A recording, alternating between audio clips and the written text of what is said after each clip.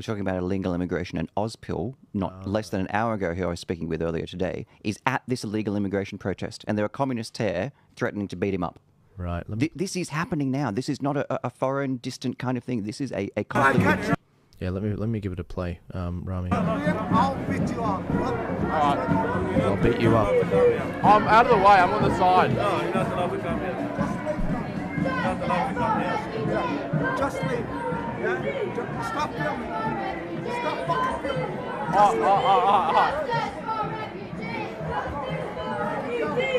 I'm leaving, bro. I'm walking away.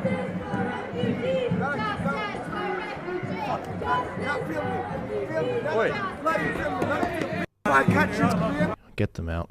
Yep. Get them out. These guys don't belong here, honestly. And they're using Antifa tactics, aren't they, Chris? Were they? With their umbrellas? Are they Coordinated by socialist alternative white leftists. That's right. If you look at the What was that? These are the protests outside in Melbourne and Sydney. You have 24/7 camps outside Tony Burke's office, and in Melbourne, I don't know who the MP is, of immigrants who have overstayed their visa, who are demanding permanent visas, not temporary, permanent visas, Right. for all. yeah, For everyone. And if you pay close attention on many of the mics, not on this particular one, the blower that he's got there, in other videos, if you go to Ozpil, he's got these mics, and they've actually got the solidarity, the Aboriginal flag. They've got the Free Palestine stickers. What else have they got on these things, Chris? Socialist alternative. Socialist alternative, and it's They've like hijacked all these identities. Yeah, Exactly. Hijack of compassion. If that was the UAE, they'll throw them in a container and just throw them in the desert. there you go, You know, effective. it's effective. Just fang it. Yeah. Well, as Kamala Harris would say, it's time for us to do what we have been doing. Yes. And that time is every day. Amen. And also, in order to what's that quote she says, Chris? In order to To go forward. in order to realize. What can be unburdened from what has been. Yes. Anyway, guys, I've had a really good time doing this. This somewhat felt like directionless, but I also feel like it actually has given me a lot of food for thought, because I think we've delved into a lot of things here where it's like, I didn't think of that, I didn't think of this, and I want to continue this series on this topic another time with an interesting set of panelists as well, like you guys, to delve into this. Like, what is it that makes Australia uniquely Australian? Why is it that when we hear a story about an Aussie in Germany doing a classic Aussie thing, what is it that we know that that's him? And that's what's at the back of my head, because I feel like, as I said to start this off, I feel like if we don't work this out, then it will be defined for us and answered for us, and the elites in Canberra will say it's un-Australian to not vote yes to the voice. It's a very important question to figure out what it is that succeeds. I'm a big fan of experimentation. It's a very complex world. There are lots of different political systems out there, cultures, looking around and trying to figure out what actually is working, what is functioning, what gives you a cohesive society, what gives you destabilization. There's an old book, Wealth and Poverty of Nations by David Landis, who discusses, well, why have some countries succeeded and others haven't? Why is the English Enlightenment and the Industrial Revolution, why did it happen in the UK? Jared Diamond's book, The Gun, Germs, and Steel. How come, we're hunter-gatherers and you have airplanes? How does that happen? Kind of getting back to, and sometimes you have countries, you have natural experiments. North Korea, very different than South Korea. Same culture, same latitude. You look at, you've seen those pictures of North Korea at night, which has basically got no lights, and South Korea is lit up like a Christmas tree. And so if we can, try to dig into what succeeds and what doesn't, and also how cultures end up collapsing and committing basically cultural suicide because they don't know who they are and what actually, and value what it is that works. That's Absolutely. that question. Gentlemen, did you have any final additions before I wrap us up? Just, I think you've got to come back to the values of peace, prosperity, freedom. And we've got to work towards those values. I think that's one way of just simply defining it. And let's evolve. Let's make Australia a great country based on some core principles that all of us can agree on and adhere to. But we have to have some principles. We can't go on with this kind of moral relativism, this endless sort of, everything's equal, all cultures are the same, blah, blah, blah. No. I mean, even within our religions, there are differences, and within our nationalities, there are differences, and we've got to work out, well, what do we stand for as Australians? And to do that, first thing you got to be able to do is have a conversation like this. Yeah. Yep. God And forbid. the first thing we've got to do is stop shutting down conversations. Definitely. Stop keeping people like Candace Owen out of the country. Yep. And I'm really disappointed. I mean, I was very pro-Israel on my show for a long time, and I'm really disappointed that, with the Jewish community the left Jewish community have been so wanting to just shut the conversation down. And Candace made a really good point in the interview that we did, that this is not serving anybody's interests. This is a stupid, dumb move on their part. Yeah. Because if you want to enhance conspiracy theories, that there's some Jewish conspiracy and cabal around the world, you act like that. Yeah. And then people are going to, the real neo-Nazis are going to go, see, I told you. And then it becomes very hard for sensible people like us to say, yeah, you're a neo-Nazi. Don't stop being a neo-Nazi. Because, they did that. Yeah, It's crazy. No, exactly. Absolutely crazy. She's scary, man. She's so scary. I was so scared this morning. Oh, you? Talking to her. I hope they keep her out of the country. I'm terrified.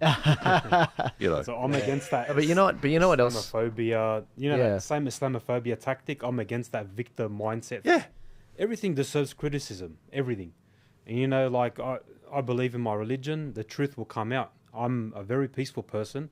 I want to be an Australian. I want to follow the laws of the country, and I want to contribute, because I think when you ask what it is to be an Australian, when I go out there, I think we're known for ingenuity as well, and engineering, and we have proper ways of going about things, and we want to maintain that.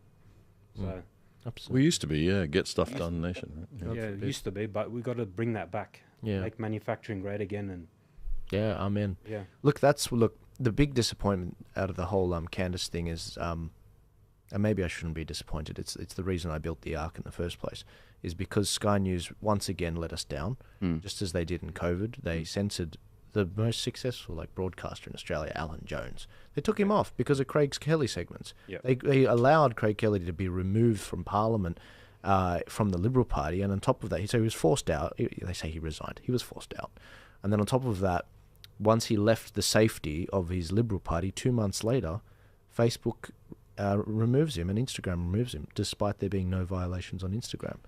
And it's just and Linktree also removed him, which is why I never trust Linktree. And so I see these things going on, and then it's okay. Oh, that's fine, guys. That we were right. Sky News, yep, no worries. Bring them all back on. You're fine now. And then they go and do this crap and say, oh yeah, we believe in the battle of ideas. And then they leave Candace out. Yep. They keep her out. Send the black woman to the back of the bus. It's just I believe that. Well said. Seriously, and I believe Tucker Carlson probably does have the same views as Candace on Israel-Palestine, but they allowed him in. They didn't police it. Now, Candace isn't inciting violence, and Candace isn't doxing people. Therefore, why... She doesn't even have a criminal record. Why are we leaving her out? And it's just the best disinfectant for bad ideas is more speech. Exactly. And if you're not prepared to do that, then you're the bad guy. You're the bad guy. And that's why I built the studio. That's why I built the Ark. It's because it's a story that Jews, Christians, and Muslims are meant to respect. It's a story that the Abrahamic religions can respect, and they can get us focused back on the bloody rainbow people that stole. That's where we got the rainbow from. It's from the freaking story of Noah and the Ark. But the people, apparently, we've forgotten. We didn't even remember that. We've totally forgotten that. And so when I see what's going on with the Candace ordeal, when I see what's going on with this stuff, I do get fired up about it, and I do get quite upset because they're attacking the values that made Australia great. Chris, did you have any final thoughts before we wrap up? I actually listened to ADHTV for a change. Not a lot to watch. You used to be on there. Chris Smith interviewed Candace on there. She was meant to be on Sky News. Is that right? They dumped her, but because of time. But they did have time for a 18-minute segment blasting Candace Owens. Mr. Bort seemed to have time for that. Actually, you'll get Candace an hour earlier on the other side. Right there. No offense, Chris, but not to Chris Smith, Right. but I'm looking forward to watching Chris's interview as well. But I mean, it's she has to do this. She's doing our media because she can't can't get a. She's being cancelled. I think she said the Today Show cancelled her, right? I mean, it's like, Sky sorry. News. Sky News cancelled. Well, that was sad for me. Yeah, because I quite like Sky News. Me too. Yeah, me too. And that's what's shocking about all of this. The Today Show, as you were alluding to, so you talked about this in your interview. The Today Show had her booked, and they similarly said, we're overscheduled. I don't know what the F that means. It's like, how do you overschedule? And then, like, you just add another seat. You can overschedule, but Candace Owens, you move stuff around. Oh, literally. And then the idea that you then used the segment, that time that you'd booked, to attack her without the right of reply. It's like, what the hell? And you know what's going to be really awkward about this? This whole, Tony Burke, if he does do something stupid, we might be in a situation where we're getting out free speeched by New Zealand because she ends up getting the visa there. Because we'll probably get that before Australia makes a decision. Protest at Tony Burke's office tomorrow at 1 p.m. The refugees are mad, so I'll be there. So if you want to protest Tony Burke, it might be a good time. You can join in. Mate, the only time you find me protesting is when it's illegal to protest. Yeah. That's when you should. That's why there's no more freedom protests anymore. How would a Candace Owens protest? Would that be legal? I reckon it's worth telling them to there's those immigrants to do that. That's the one useful thing they could do. But I think what they're demanding is completely out of order, to be honest. But anyway, going back to it, guys, I really appreciate you joining me on here. I think that this has been a thoroughly enjoyable discussion for me that's sorely needed, and that's why the ARC exists. But if you guys want to follow these fine gentlemen, I will have their links in the description to their phenomenal podcasts. Chris has my respect with regards to journalism. You ask the right questions on the ground, and I love how you drawed a call for incitement to the farmers from what was his name? Plimer. Mr. Plimer saying don't send the food to the cities. I was just like, whoa, that is some Canberra protest talk right there. But he was making the point that if you're not being treated respectfully, so you need to make them realise that you're going to go hungry. You need us. And Moe, thank you so much. Thank you for coming on. I really appreciate it. I want to get you back soon to do a deeper dive into the. We've got a country to save. That's why I'm here. I just have a ladder. I push cable for a living, turn a screwdriver. I shouldn't be here, but I'm only here just because I want to save this country. Amen. I don't want to do this, but I've been pushed to it. No, God bless you, man. And like us, you don't want these Muslim girls, Muslim girls in these schools having transgender kids come in. Oh, definitely. And the girls can't take their hijab off because and I totally get that. And guys, you can follow Paul. You don't have social media. Working on it. Yep, getting there. Right. Well, let's get you on X soon, and then I can push everyone there. And Damien Curry, I really want to thank you for coming on. You've flown in from Queensland, not just for this, but you've got the event tomorrow, the conference for Batina Art. Yeah. And everyone can follow you on the Other Side podcast. But on YouTube at the Other Side. At Other Side Oz AUS, and X is the same. Yeah, absolutely. These gentlemen are with me all the time here. But if you, next time you're around, I'd love to have you on. And mate, you do really well in person. You do really well in person. I really think you got to do. No, honestly, I think you should do more in person. Stuff. I think your audience would love that. I really do. Happy to, mate. And congratulations on the ARC too. I think it's a great concept. And this studio, I've got serious studio envy. We've got a great studio up at Trending Media Australia. I've got to say big plug for the guys. But no, this is a great setup you got here. Next time I want some brown liquid in here. I noticed that you had brown liquid. No, look, absolutely. Look, is it real or fake? I don't know. It is Friday night. Sorry, Mo. It is too. Look, after I switched, look, we did just have a highly contentious discussion. I thought, you know what, just for this one, we'll leave the brown liquor down. I can handle it. But I do have some in the corner for us. Maybe we'll have some of Pauline Hanson's gin. I don't know. But thank you again for coming on. I really appreciate it. I'm looking forward to doing part 2 of this discussion.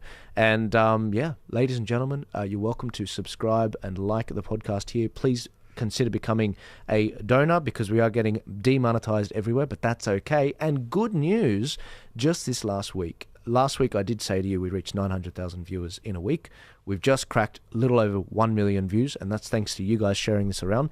Despite the censorship, despite the bastards in California censoring us, a third of our views are coming from uncensorable platforms. And thanks to you guys sharing it out there, it's kicking off very, very well. So thank you so much. God bless you all. I'm here at your disposal, and very soon I will be telling you about how you can fight back in the local elections in New South Wales and Victoria, and also the state election in October. So I will see you guys soon. God bless you. Thank you so much. And this was episode 13 of the ARC podcast. Bye-bye.